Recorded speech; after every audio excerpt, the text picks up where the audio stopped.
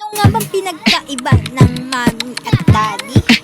Si mommy, ang dami nang sinabi, ang dami nang inutos, pero hindi sumusunod. Ayan, pinagalitan ng kanyang daddy. Tulog ka agad pag sinabing matulog ka. Wala pang isang oras, tulog na. O ako, pag ako nagsalita sa kanya, wala pa rin yan. Abuti pa nga maghaon yan bago matulog. Yeah, yeah, yeah. O ngayon, kanino ka lalapit? Di ba sa akin? Tapos ako inaaway mo. Pag ako nagalit sa kanya, love na ang daddy niya.